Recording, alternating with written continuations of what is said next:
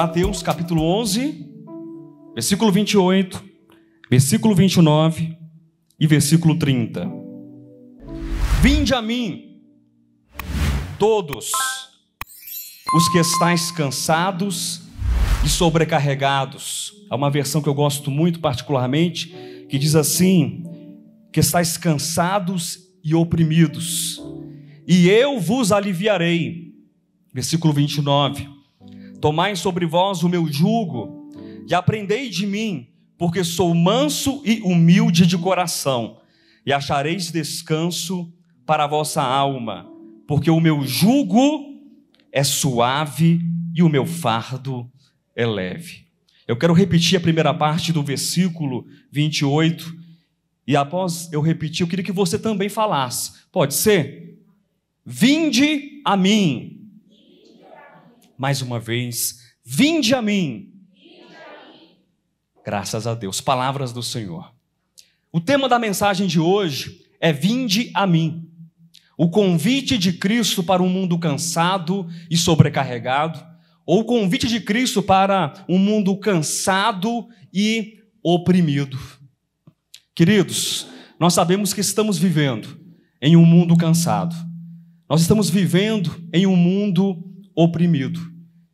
E esse convite, eu acredito que nos tempos que nós estamos vivendo, tem sido cada vez mais necessário que nós tenhamos de fato, da parte do nosso coração, não apenas a compreensão, mas também uma resposta positiva, eu espero. Eu quero compartilhar nessa noite algumas considerações que serão extraídas desse texto que nós acabamos de ler. Não são muitas considerações, são poucas considerações, porque também é impossível esgotar, é impossível exaurir do texto que fala a respeito da palavra de Deus, é impossível exaurir a grandeza e a profundidade da própria palavra, porque a palavra é o verbo, porque a palavra é o Senhor, porque a palavra é o Cristo.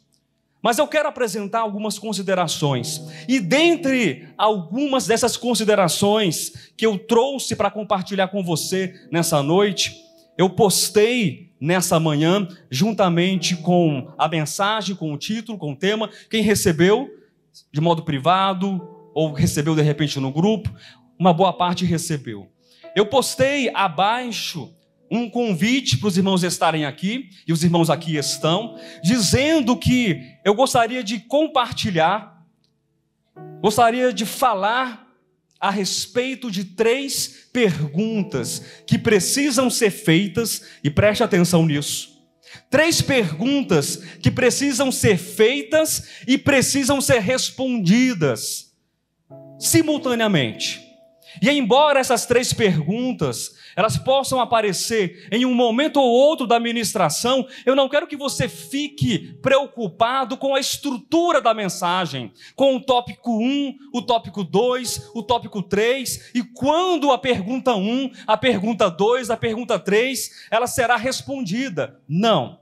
Mas eu quero que você tome essas 3 perguntas como se fosse o trilho, a rota, a bússola, para que nós tenhamos a compreensão do tema dessa noite, mas também tenhamos a compreensão daquilo que Deus constantemente está falando conosco por intermédio de Cristo. A partir desse versículo que nós lemos, que diz o quê? O início, vinde a mim. A primeira pergunta que precisa ser feita é: quem fez o convite? Quem fez esse convite? Esse convite não é meu, viu, Rodolfo? Eu sou apenas um mortal que está lendo o convite. Quem fez o convite? Você precisa parar e pensar quem fez esse convite. A segunda pergunta: para quem o convite foi feito? Nós precisamos entender que não existe apenas alguém que pergunta, ou melhor dizendo, não existe apenas alguém que faz um convite mas o convite, ele é direcionado. O convite é dirigido para alguém. Para quem esse convite foi feito? Terceira pergunta: o que esse convite oferece para aqueles que atentarem, para aqueles que responderem? Nós sabemos que a resposta breve, rápida, sucinta para a primeira pergunta, vocês vão me ajudar nessa noite? Vão cooperar comigo? Quem fez o convite? Jesus, o Cristo, o Logos, o Verbo, a essência, a razão de tudo. Para quem o convite foi feito? Para todos. Então diga: para mim também. Para mim também. O que o convite oferece? Alívio, descanso para todo homem que for até Cristo. E quando nós falamos de homem, quando nós falamos de raça humana, da espécie humana, nós sabemos que o ser humano, ele tem, ao longo das eras, ao longo dos tempos, cada vez mais, desde que adquiriu consciência de si mesmo, ele tem buscado coisas, sim ou não? Tem buscado respostas, tem buscado conhecer mais quem ele é, tem buscado conhecer a respeito do mundo onde ele vive, e nós alcançamos façanhas nos últimos séculos. A evolução da tecnologia, da ciência, o que nos separa, o que nos distingue dos animais, o nosso poder de comunicação, a linguagem, o poder de criar e desenvolver cultura. Nós olhamos então e entendemos e percebemos que de fato o ser humano é uma criatura tremenda. Sim ou não, pessoal? O ser humano é uma criatura extraordinária, mas nessa busca por conhecimento, nessa busca por verdade, nessa busca, de repente, por saber quem ele é, de onde eu vim, o que eu estou fazendo aqui, para onde eu estou indo, o homem tem se perdido também. Há duas categorias muito claras, categorias bastante, como eu posso colocar, marcantes e definidas, dessas inúmeras buscas do ser humano.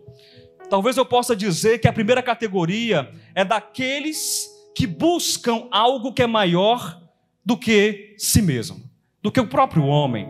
Não há pessoas que olham para si, olham para o mundo e falam assim: existe alguma coisa maior do que eu? Sim ou não?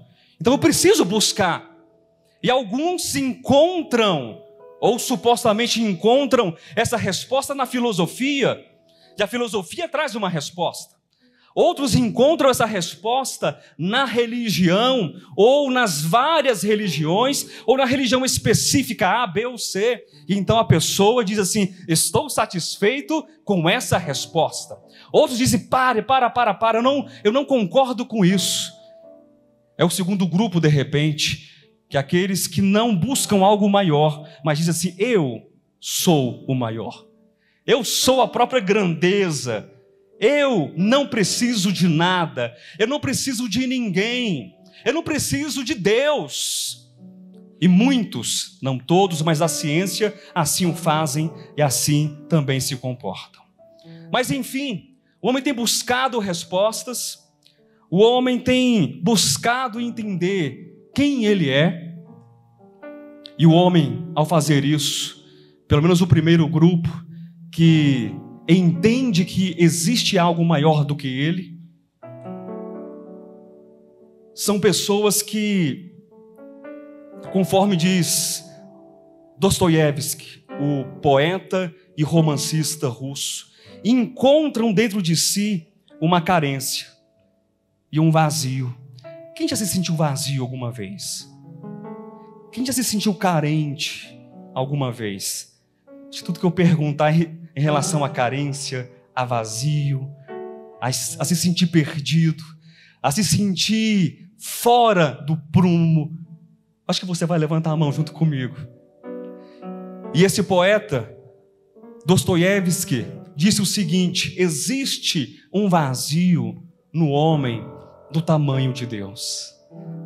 É muito parecido com aquilo que está escrito em Eclesiastes capítulo 3, versículo 11, que Deus colocou dentro do homem a eternidade. E o homem busca, então, esse preenchimento. E como Paulo também declara na sua fala no Areópago, em Atenas, Atos capítulo 17, versículos 26 e 27, que o homem foi criado a partir de um só princípio gerador, de um princípio organizador, de um princípio essencial e vital, que é o próprio Logos, é a vida, e toda a raça humana procedeu desse princípio, e diz o versículo 27, procedeu, foi criada para buscar a Deus. Nós fomos criados para buscarmos o Senhor, nós fomos criados para buscar Deus, ainda que muitos estejam, como disse Paulo, tateando.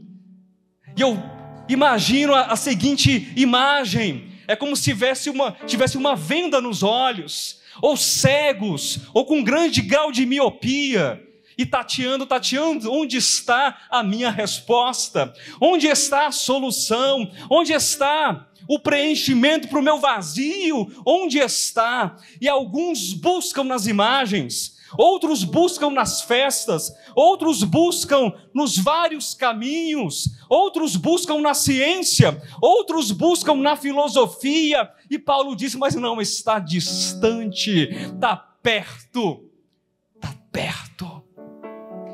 E o mesmo apóstolo em Romanos 10 fala que está perto, está dentro de nós, está no nosso espírito, está no nosso coração.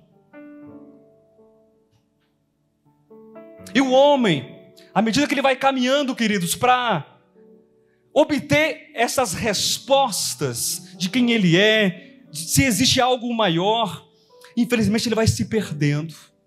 Infelizmente ele vai se perdendo, ele vai perdendo o rumo, vai perdendo o foco. É aquilo que nós entendemos nas Escrituras como sendo pecado. E calma você, para não dizer que pecado é usar uma camiseta preta, ou pregar de calça jeans. Calma você para não dizer que pecado é comer a carne de um leitão. Calma você para não dizer que pecado é beber uma cervejinha ou um chopp bem gelado. Calma você para não dizer que pecado é isso, que eu não vou repetir mais, que vocês já sabem. Pecado é hamartia, é desviar do alvo.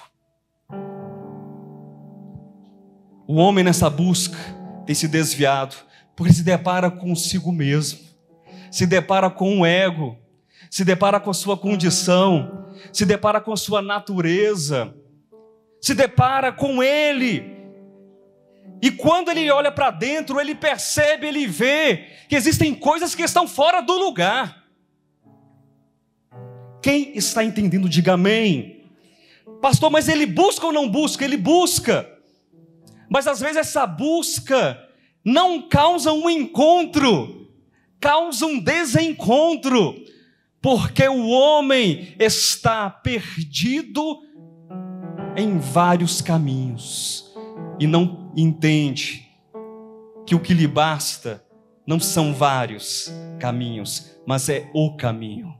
O homem está perdido em várias verdades, mas não entende que o que lhe basta, o que lhe nutre, é a verdade. O homem está buscando viver até eternamente, fazendo um mapeamento do genoma, procurando viver mais 150, 200, 300 anos, vencer a morte, criogenia, ir para o espaço, dominar o cosmo, mas não entende que a vida não está lá fora, mas a vida está aqui dentro, e a vida é o Logos, a vida é Deus em nós.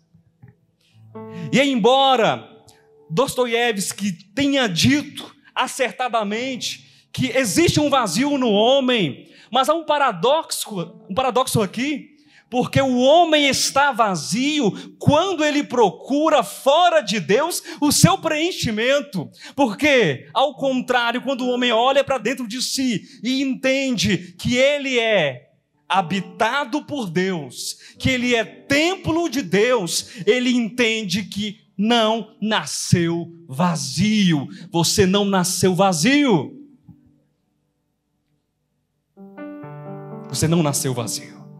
Mas para aqueles que estão perdidos, para aqueles que estão tristes, aqueles que se sentem vazios, nós nos deparamos com esse convite aqui, de Mateus capítulo 11, versículo 28. Vinde a mim. Vinde a mim.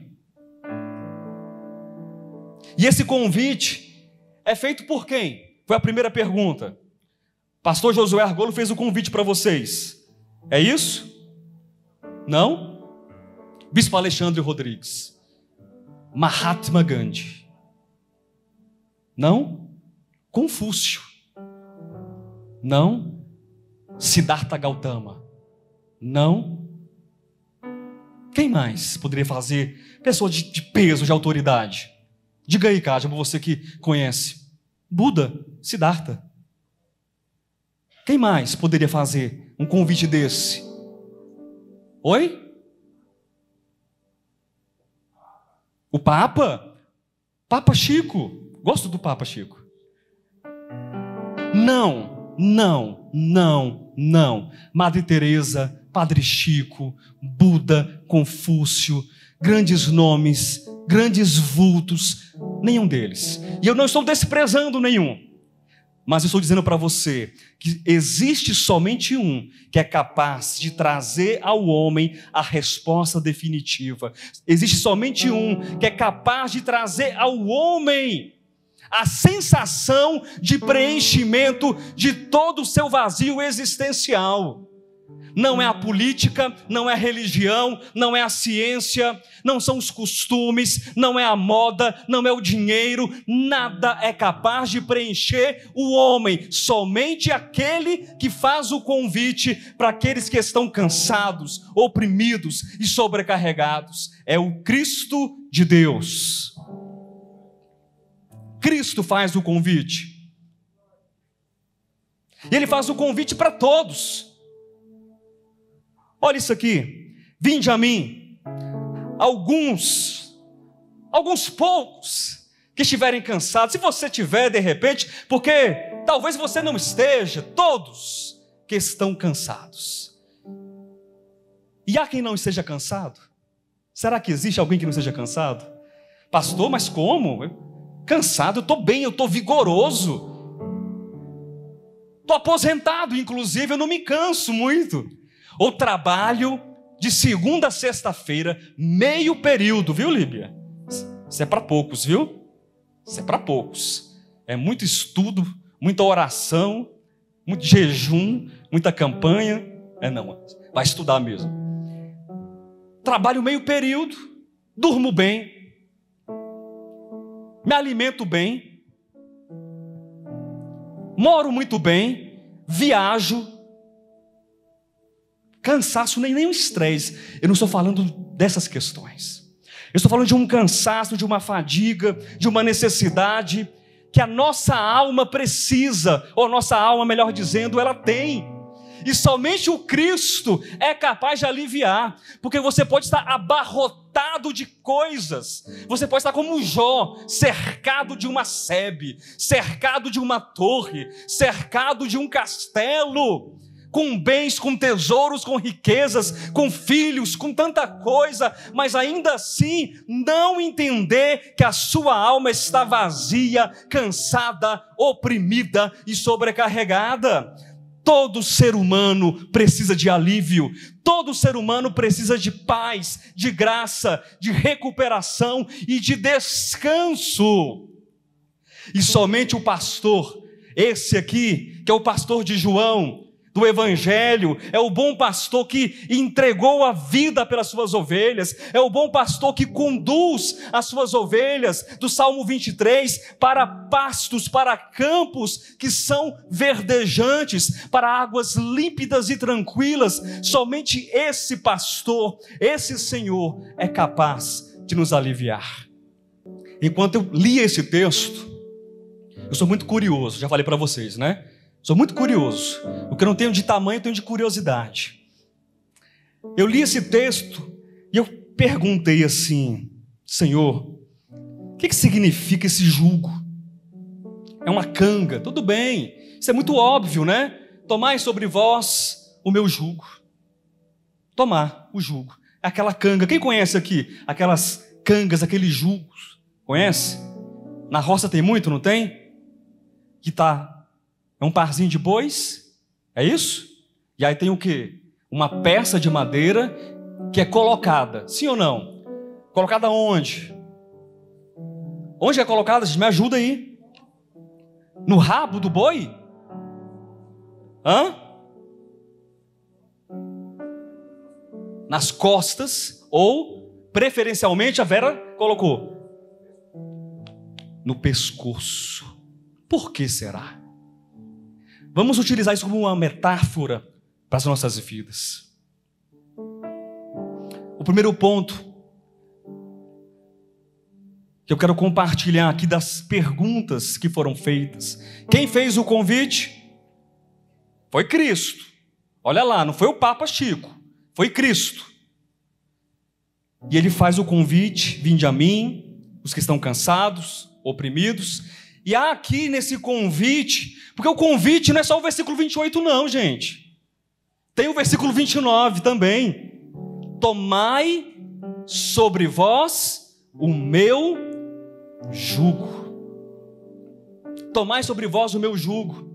E é interessante, eu até anotei aqui, que a palavra jugo, nesse texto original, existem muitos significados, mas um me chamou a atenção, que diz assim: esse jugo aqui, juntar, unir, especialmente através de um jugo.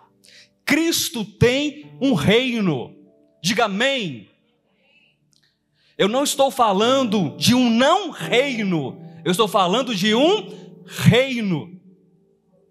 Eu sei que existem pessoas que acreditam que viver o evangelho é viver num quadrado de...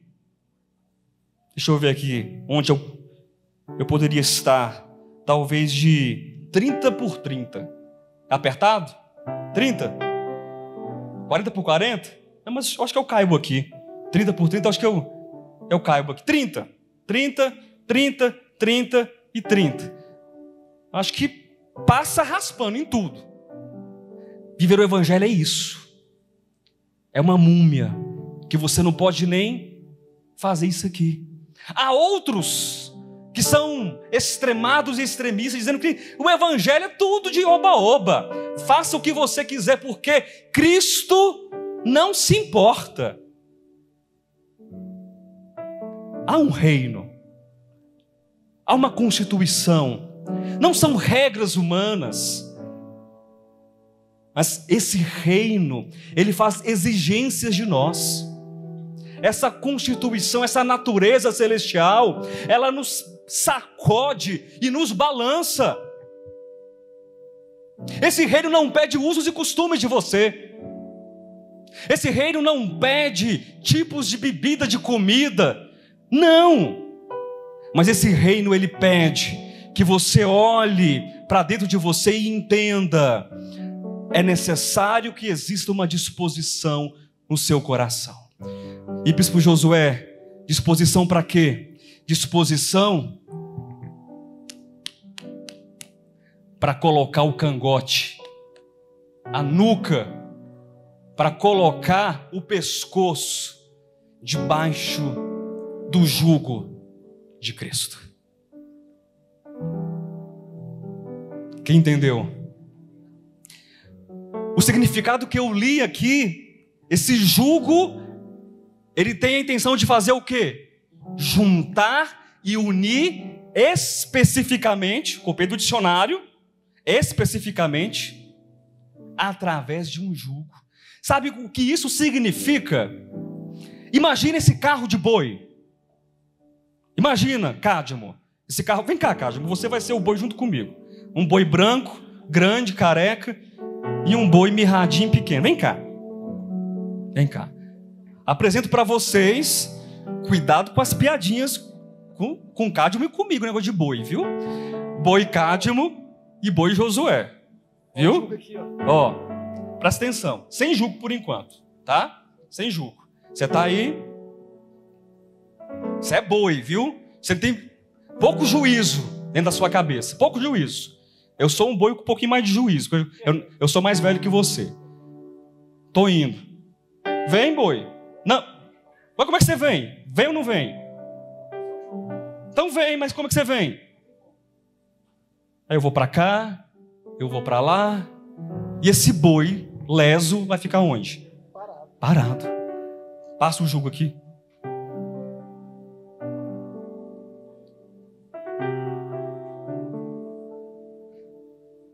Quem está entendendo? Diga amém. Para onde um vai, o outro vai. E a vaca não vai para o brejo. Senta lá, Cádimo. Porque o condutor é Cristo. O condutor é Cristo. Mas eu preciso confiar. Nós não podemos ser aqueles, conforme escreveu Jeremias, capítulo 2, versículo 13, que homens que cometeram grandes males, 2 grandes males. O primeiro, abandonaram o Senhor, o manancial de águas vivas. Esse foi o primeiro mal. O abandono. E o segundo, eu não preciso do manancial, eu vou cavar a minha cisterna, eu vou ter aqui o meu poço artesiano, 35 metros de profundidade, com bomba elétrica. Vou achar até petróleo, porque eu não preciso. Nós somos aqueles que falam, que pensam e que vivem a verdade de estar com o nosso coração, com o nosso pescoço debaixo do jugo de Cristo, do governo de Cristo, da autoridade de Cristo. Diga amém. O reino de Cristo não segue o padrão e o modelo do mundo. Quem sabia disso? Não segue. Porque quando a gente fala de seguir o modelo de Cristo, ou o reino de Cristo, não significa oprimir, não significa maltratar, não significa humilhar, em nome de uma suposta verdade. Queridos, eu estou tão cansado. Eu tenho 43 anos de idade, eu nasci na fé, bem dizer. É claro que eu fui chamado em dado momento, mas pai, mãe, tio, avó, todo mundo, até o papagaio fala em línguas estranhas na casa dos meus pais. Cachorro late em língua, todo mundo pentecostal e fala, gerações e gerações, acho que todo mundo crente. E eu vejo tudo isso e me angustia o coração.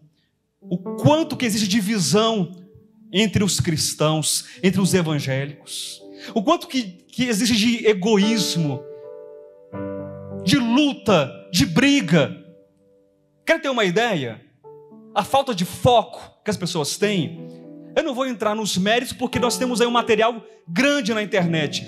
Nem concordar ou entender o que é a Páscoa, os cristãos não sabem.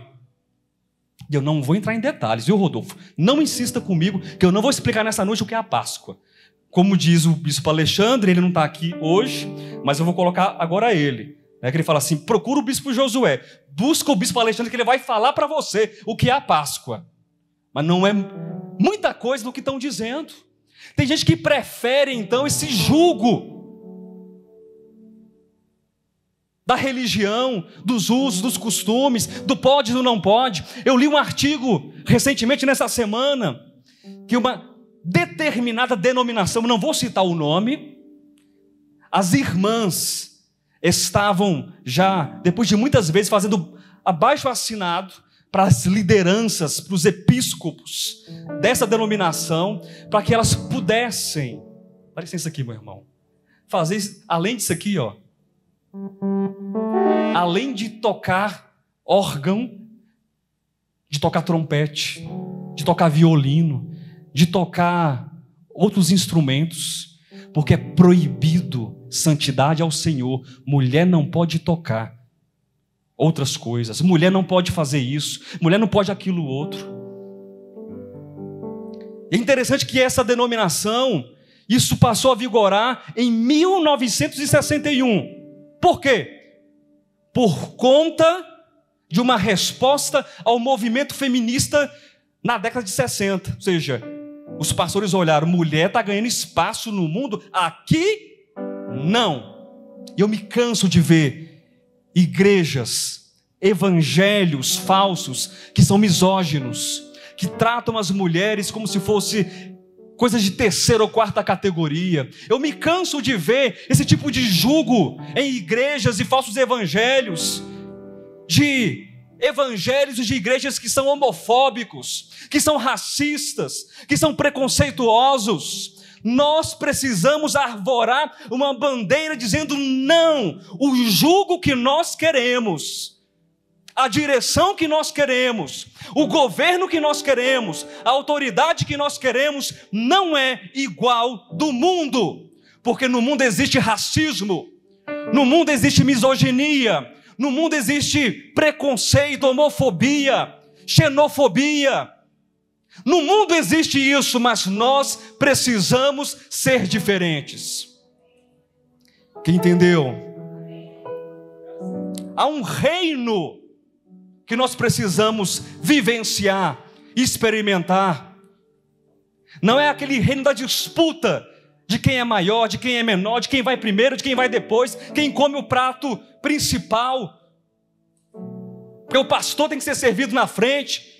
Não, todos somos merecedores de carinho, de amor, de afeto, de cuidado, de respeito, sermos perdoados quando nós errarmos. Quando nós errarmos, porque nós vamos errar, nós precisamos nos entender, nos perceber como seres humanos que estão num reino, num processo de crescimento, de desenvolvimento, de construção, mas o jugo que está sobre o nosso coração, sobre o nosso pescoço, essa canga, esse jugo é a autoridade do Senhor dos Senhores.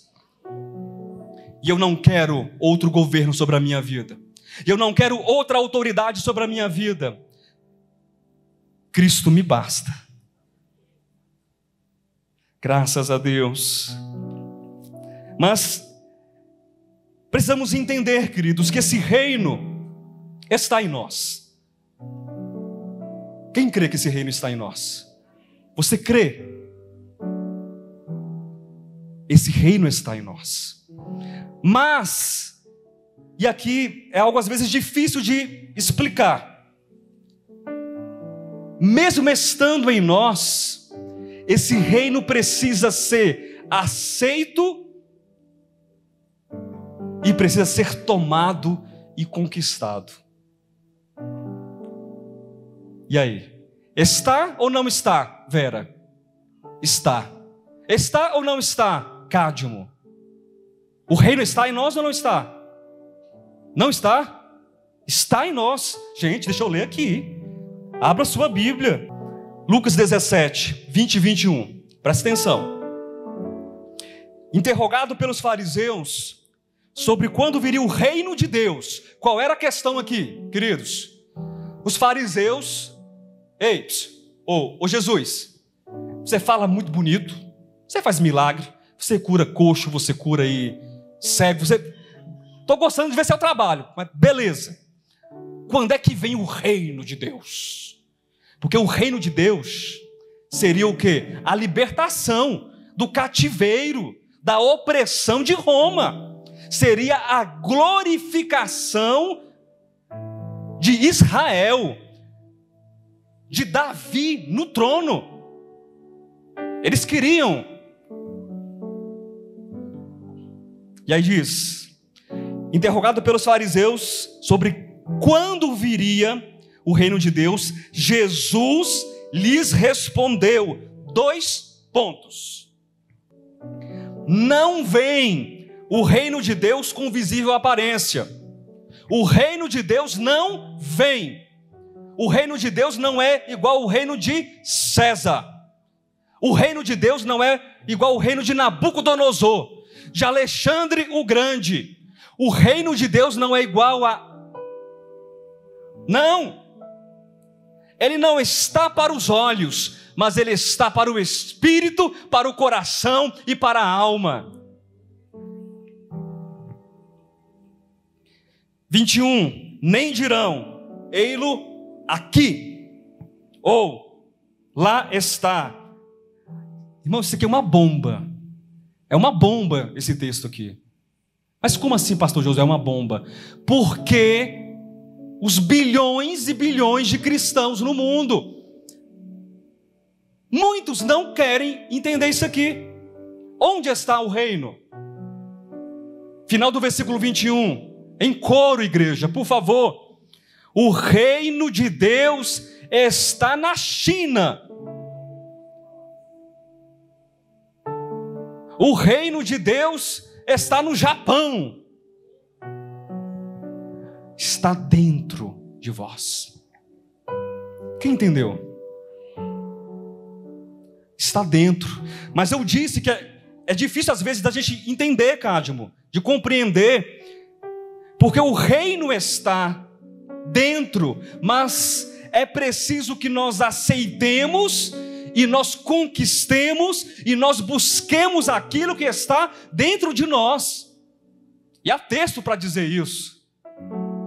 E essa iniciativa, essa disposição significa colocar o pescoço debaixo da direção, debaixo do caminho, da condução e do governo. João, Evangelho, capítulo 1, versículo 12. Quem está atento ao texto, diga amém. 3 pessoas estão atentas, mas você que não está, fique atento agora, em nome de Jesus. João 1,12. Quem achou? Só 2, diminuiu, mas não tem problema não. Vai dar certo no final. Irmãos, qual o tema da mensagem mesmo? Vinde a mim. Tudo isso que está sendo dito sobre reino, sobre jugo, é um vinde a mim. É a apresentação daquele que faz o convite. Aquele que faz o convite, que é Cristo, ele diz, vinde a mim e faça isso. E faça. Experimente isso. Tome sobre vós o meu jugo. João 1,10. O verbo estava no mundo, o mundo foi feito por intermédio dele, mas o mundo não o conheceu. Veio para o que era seu, e os seus não o receberam. Mas a todos quantos o receberam, deu-lhes o poder de serem feitos filhos de Deus, a saber, os que creem no seu nome. Todos que o receberam, todos os que o aceitaram, e que sentido? Senhor, coloca sobre mim o teu governo. Coloca sobre mim o teu jugo. Amados, agora somos filhos de Deus. 1 de João 3,2. Mas ainda não se manifestou o que haveremos de ser, porque quando ele se manifestar, seremos como ele é. Nós nascemos filhos de Deus. O que nos une é essa paternidade, essa origem comum.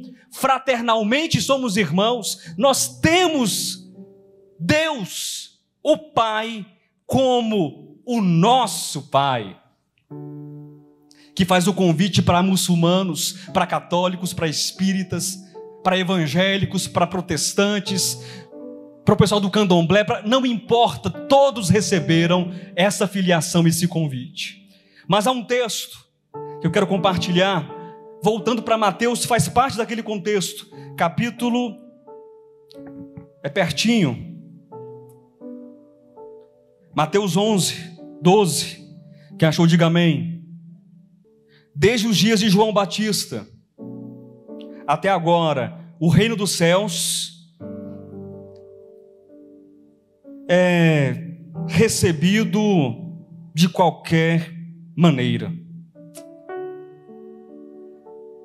Desde os dias de João Batista até agora, o reino dos céus é tomado de maneira relaxada. O que diz na sua Bíblia? tomado por esforço. E os que se esforçam se apoderam dele. Ele é tomado. Bispo Josué, é com violência? É com arma? É com os punhos cerrados? Sabe contra quem é a sua luta, meu irmão? Pergunta para quem está perto de você. Pergunta aí, Vera. Sabe contra quem é a sua luta?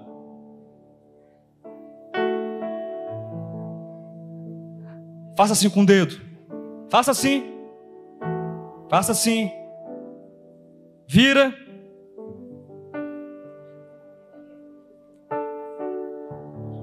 É isso mesmo.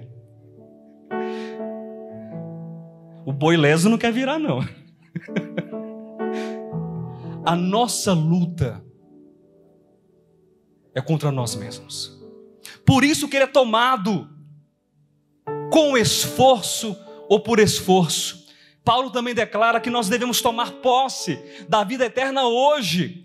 Então vocês percebem que a vida está em nós, nós caminhamos pela vida, nós estamos na vida, o reino está em nós. Sobejam de textos que falam sobre isso, mas ao mesmo tempo nós precisamos entender que esse reino que está em nós precisa ser valorizado, precisa ser tomado, precisa ser buscado com esforço. E olhe para dentro de você, que você verá aquilo que é necessário mudar. Olhe para dentro de você, que você verá os inimigos invisíveis ao olho humano, mas estão dentro de você, estão dentro de mim, estão dentro de nós. E Cristo fala: toma o reino hoje, se esforça, batalha, luta contra as vontades, contra o seu próprio ego. E aqui eu quero utilizar ego, por favor, com o perdão da repetição, mas já tivemos alguns problemas com isso, queridos. Eu utilizo ego explicitamente, evoco o termo ego explicitamente no sentido escriturístico, no sentido que esse ministério tem a compreensão do que é ego, a natureza rebelde e caída contra Deus, fragmentada, que precisa de Cristo e de salvação. Embora eu tenha compreensão de que o ego é o centro da consciência, é o promotor, é o organizador e o facilitador da psique da consciência, não vem com papo de psicologia não, que disso eu entendo. Eu estou falando de ego da Bíblia. Carne, oposição, velho homem, Adão. Quem entendeu, diga amém. Porque fica uma turma ou outra para lá e para cá no WhatsApp e me explica o conceito de ego freudiano, me explica o conceito de ego junguiano, porque Jung disse isso. Irmão, vai estudar arquétipo complexo, vai estudar, sabe, o psiquismo de boa, tranquilo. Mas estamos falando de um ego que é o opositor de Deus. Eu precisava desabafar. O pastor Alexandre falou: qualquer dia você desabafa um pouquinho lá, porque eu fico ali no WhatsApp cansando os dedinhos, tadinho, bichinho sozinho lá, né? E aí responde, e vai respondendo. Eu falo: não, calma, a minha vez vai chegar. Então nós precisamos entender isso, queridos. É uma luta constante, é uma luta diária contra nós mesmos. Mas não se desespere, porque aquele que fez o convite é aquele que garante a vitória. Aquele que fez o convite diz assim: eu vou colocar o meu governo sobre você. E esse governo é tão poderoso, esse governo é tão extraordinário, que ele vai colocar cada um dos inimigos por estrado dos meus pés. Até a morte vai ser vencida. E você que está comigo, você vai ser vitorioso também. Diga amém. Nada é capaz de obstruir a vontade de Deus. Nada. Desde que você entenda, aceite, receba esse reino crescente em você. Tomai sobre vós o meu jugo. Amém? Vamos voltar para o texto? Mateus, capítulo 11, versículo 29. Tomai sobre vós o meu jugo. Lembre-se, quando você vir escrito na Bíblia, ou quando você escutar jugo, eu quero que você atrele a palavra reino. Irmãos da minha direita, digam para os irmãos da esquerda daqui a pouco. Esquerda vai falar jugo. Jugo, jugo de Cristo. Fala, jugo de Cristo. Diga, reino de Deus. Agora você vai falar, jugo de Cristo, reino de Deus. Diz para eles lá. Pronto, nunca mais esqueça. Mas esse que faz o convite, ele continua. Aprendei de mim, porque sou manso e humilde de coração. Aprendei de mim. Eu confesso a vocês que eu fiquei meio desesperado quando eu li esse texto, não por falta de conhecimento, mas assim, para quem ministra, deixa eu falar uma coisa para vocês, toda vez é nova, quando a gente vai pregar, e aí veio o encargo, aprendei de mim, Senhor, o que dizer aqui? Mas aprender, o Senhor é manso, eu não sou manso. Aprender do Senhor, o Senhor é humilde, eu não sou humilde. Eu sou difícil. Vocês querem saber como é que o ser humano é? Só um pouquinho assim, uma palhinha. Guarda o texto aí. Vai lá para 2 Timóteo. Eu preciso ler esse texto para vocês. Revelação do apóstolo Paulo para os nossos dias. 2 Timóteo, capítulo 3. Mas não esquece do aprender não, tá? Eu só quero te mostrar aqui quem é o homem, o que nós somos, porque eu disse para vocês que nós precisaríamos, ao longo dessa mensagem, responder 3 perguntas. Quem se lembra? Quem fez o convite? Cristo. Para quem o convite foi feito? Para mim. Mas e quem eu sou? Que tipo de pessoa, de ser humano eu sou? E a terceira pergunta: o que esse convite oferece? A gente vai chegar. Agora, nós estamos aqui, sabe, no meio. Essa segunda pergunta, ela está com o pé na primeira, e ela é a segunda, e ela vai para a terceira. Quem entendeu, diga amém. Quem não entendeu, espera mais um pouco, você vai entender. Essa segunda pergunta está com o pé na primeira. Quem fez o convite? Cristo. A segunda, que é ela mesma, para quem foi feito o convite? Para mim, para nós, para o mundo. E o que acontece com esse convite aqui? Quais são os resultados? O que ele oferece? Mas escuta aí, segura aí. 2 Timóteo 3, do versículo 1, eu vou ler até o versículo 4. Sabe, porém, isto, Paulo falando para Timóteo, escrevendo: nos últimos dias sobrevirão tempos difíceis, pois os homens serão amorosos, pois os homens eles serão generosos e distribuirão o pão com o próximo.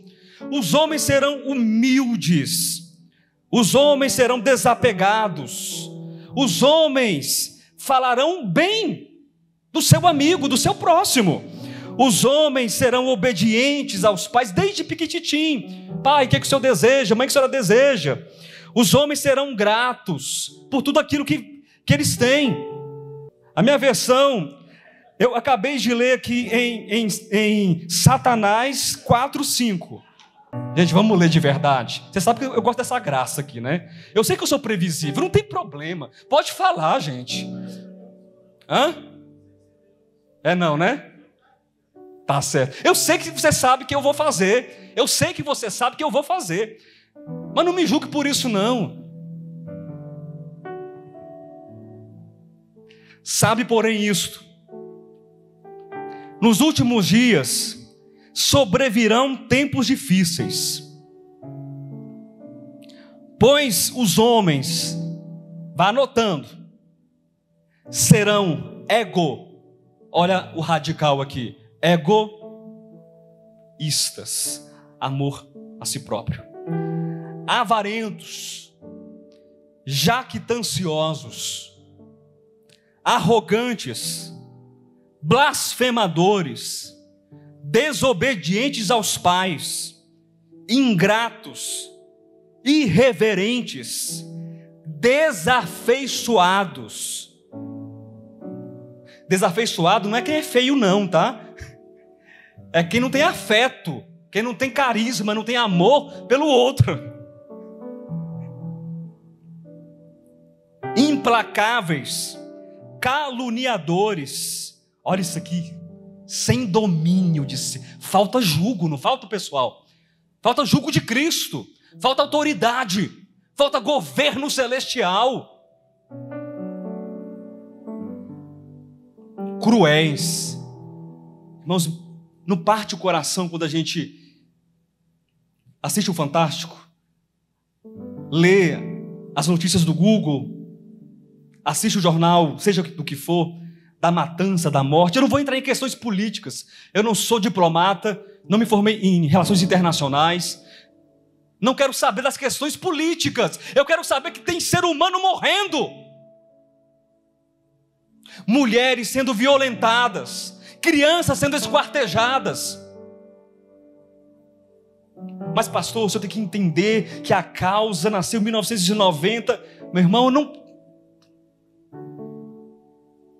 Ser humano cruel.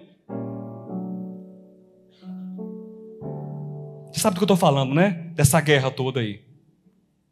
Ucrânia, Rússia.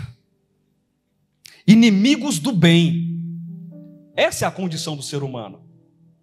Traidores, atrevidos, enfatuados, mais amigos dos prazeres que amigos de Deus.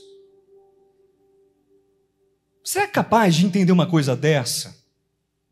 Que a pessoa prefere ser amiga dos prazeres, de si mesma, de agasalhar o seu orgulho, as suas tendências, o seu mal, do que ser amiga de Deus. Mas tem salvação para esses, tem salvação para mim, tem salvação para você. Ou você acha que aquele que fez o convite, vinde a mim, ele não enxergou esses aqui? Ele não enxergou o meu coração? Ele não enxergou o seu coração, não? Talvez você não se encaixe aqui em um ou dois nomes dessa lista, mas tem mais lista na Bíblia, viu? Dizer para você. E fora dela também. Quem entendeu? Vamos voltar para o texto. Mateus, capítulo 11, versículo 29. Aprendei de mim, porque sou manso e humilde de coração. E eu, retomando o pensamento que deixei lá atrás, eu fiquei desesperado, Líbia. Senhor, o que eu vou falar sobre aprender? Porque o Senhor é um padrão. Cristo é a figura canônica, é a régua, é a vara de medir. Ele é o perfeito, Ele é o santo, Vera. Ele é o justo, Ele é o correto, Ele é o manso, Ele é o humilde. Como? E aí veio um lampejo. Lembra da escola? Lembra do seu tempo de escola? Quando você chegou na escola, miudinho. 7 anos, eu comecei com 7 anos, viu? 7 anos de idade. O meu tempo era, já a primeira série era com 7. Aí a professora fez o que comigo? Escreva seu nome. Será que é assim que um alfabetizador faz? Como é que quem é professor aqui? Deixa eu ver, levanta as mãos. Nós temos algumas. Como é que faz com a criança que não sabe ler, não sabe escrever, não sabe os números, ela passa por um caminho, um processo de quê? Alfabetização. Eu não nasci pronto. Eu não nasci sabendo escrever, sabendo juntar as sílabas, formando. Eu não nasci, eu aprendi. Você também aprendeu, sim ou não? Pastor, onde você quer levar a gente com esse exemplo? Aprender humildade é um processo. Aprender mansidão é um processo. É uma pedagogia divina que nos convida a entrarmos nesse processo e falarmos: Senhor, eu vou aprender. E não é com Papa Chico, não é com Gandhi, embora existam bons exemplos, eu sei, mas eu vou aprender, Senhor, é com o melhor e maior professor do universo. Eu vou aprender com Cristo, a palavra de Deus. Todo orgulho vai cair por terra, em nome de Jesus. Toda desavença vai cair por terra. Vai cair nesse processo que chamamos de hoje.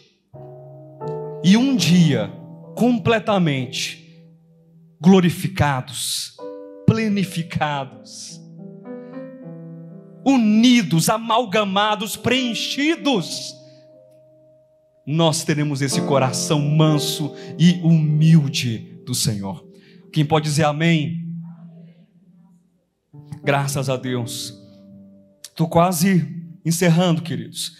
Mas é interessante, eu sou muito curioso, como eu falei, e eu queria saber qual era o significado dessa palavra humilde no grego.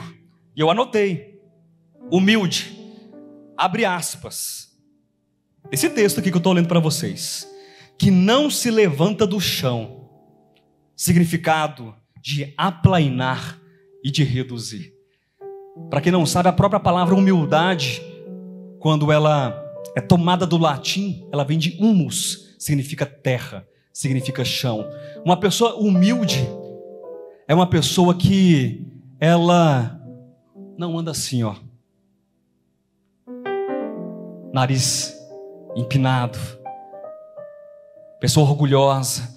É uma pessoa que, de acordo com o texto, ele não se levanta do chão, ele está ali, com o coração aplainado, o coração reduzido. E é interessante que é o mesmo texto, é a mesma palavra para um dos textos que eu mais gosto de citar. Quem acertar o texto que eu gosto de citar vai ganhar uma caixa de ovo da Páscoa. A Líbia vai trazer. Quem sabe qual é o texto? Filipenses, capítulo 2, 5, 6, 7. Mas você traz Kinder Ovo, que já foi abolido, não pode mais, tá? Filipenses. Vamos ler o versículo 8? A gente pode ler só o versículo 8? Quem está cansado aí?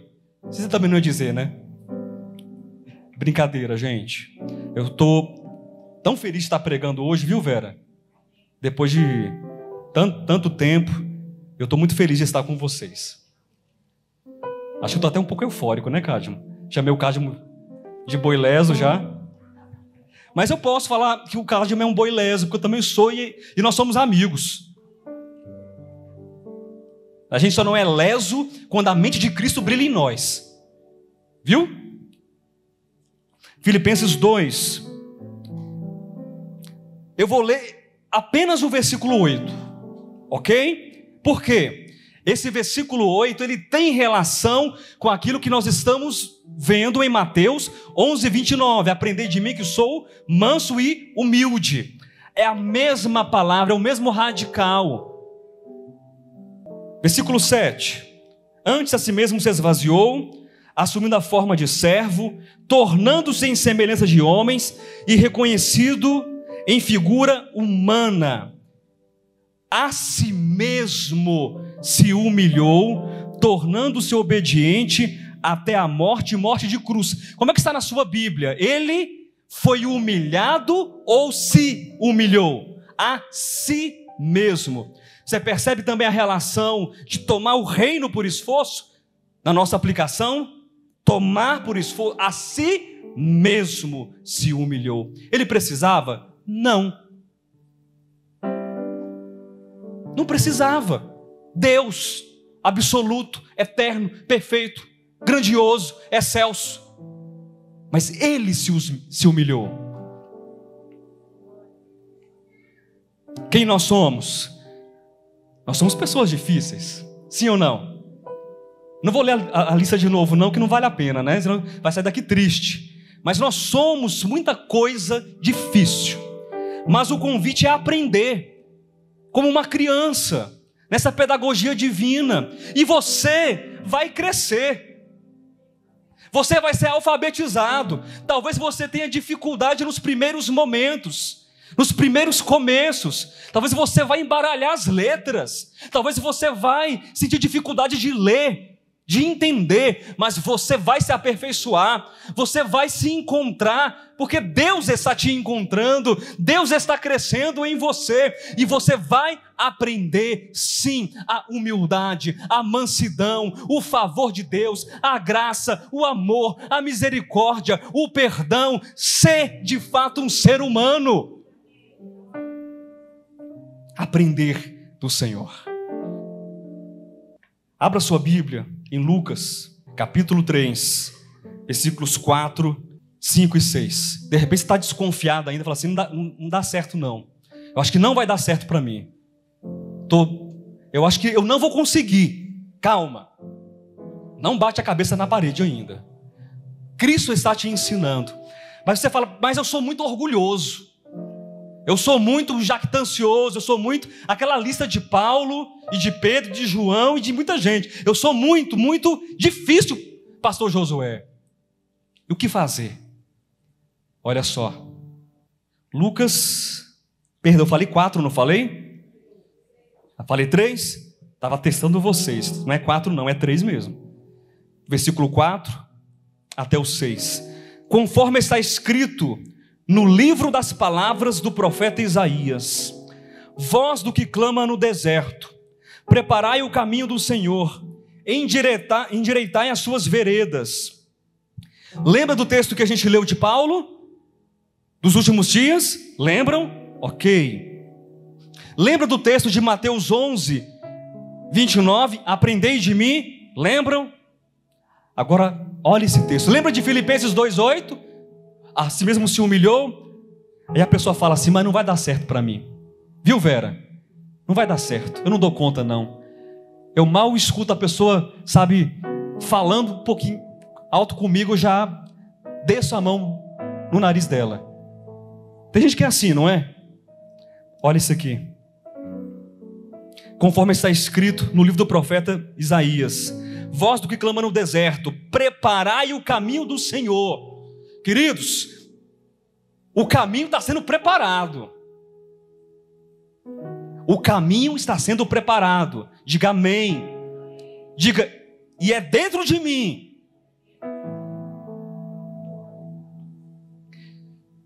Endireitai as suas veredas, todo vale será aterrado, e nivelados todos os montes e outeiros. Os caminhos tortuosos serão retificados, e os escabrosos aplanados. Essa palavra, tanto o aplanar quanto o nivelar, lá do texto de Isaías, na Septuaginta, é a mesma de Filipenses 2,8, é a mesma de Mateus 11, 29. Todos os caminhos erguidos com orgulho, os outeiros serão humilhados, reduzidos e aplanados. Esse caminho não é do lado de fora. Deus não está preocupado com montanha. Deus não está preocupado com estruturas físicas. Deus está preocupado com o coração. E todo o orgulho, tudo aquilo que estiver tortuoso, vereda torta, haverá um nivelamento, haverá um apaziguamento, haverá um direcionamento, uma autoridade, uma transformação, uma ação sobrenatural de Deus dentro de nós. E o versículo 6 diz: e toda carne verá a salvação de Deus. Toda carne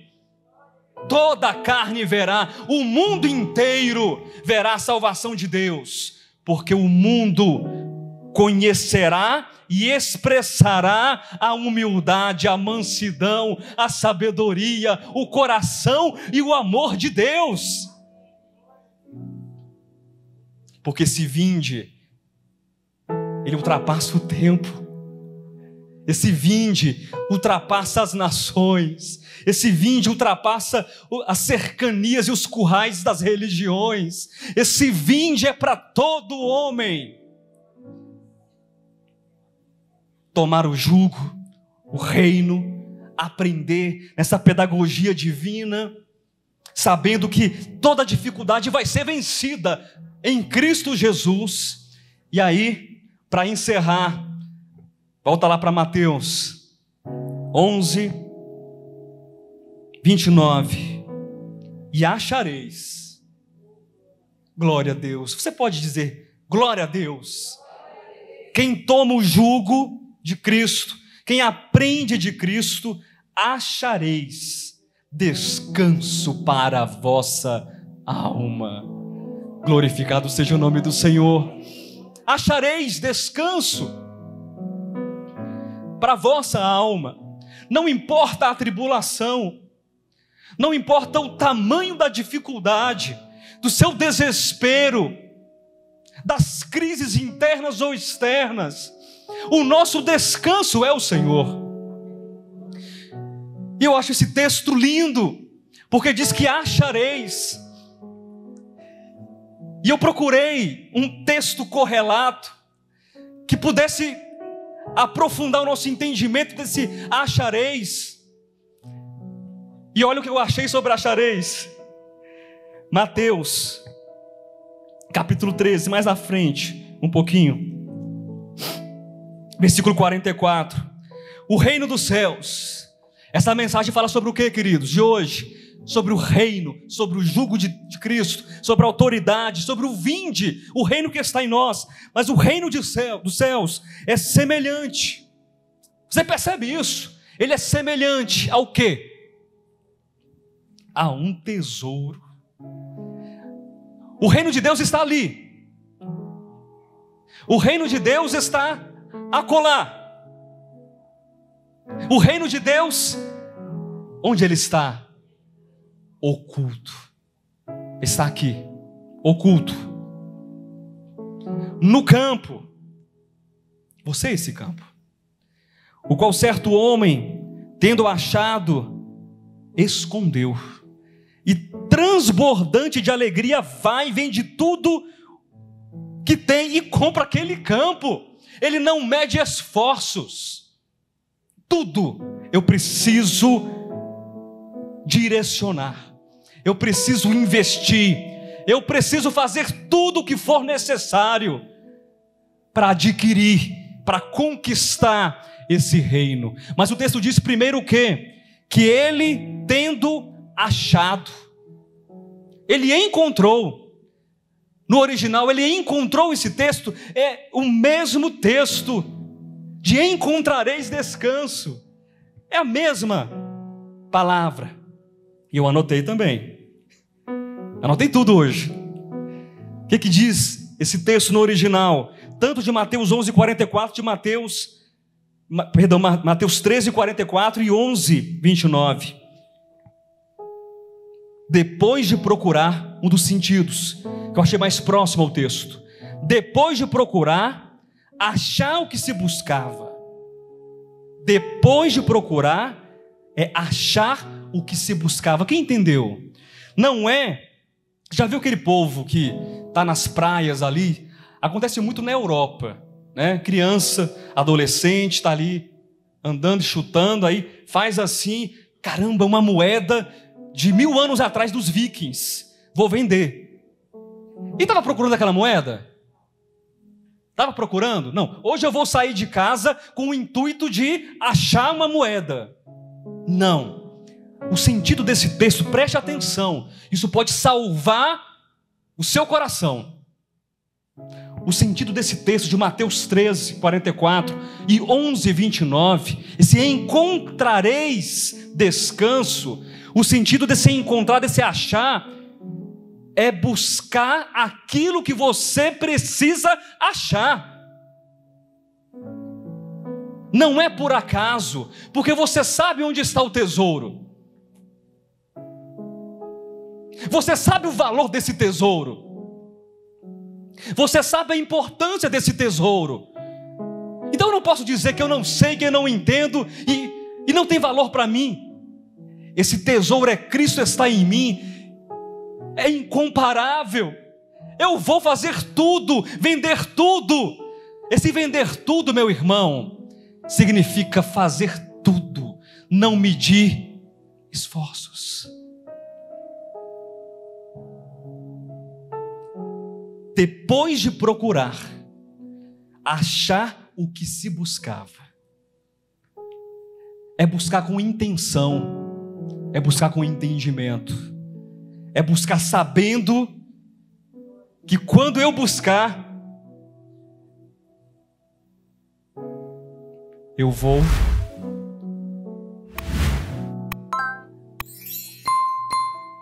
achar. Aplaudo o Senhor.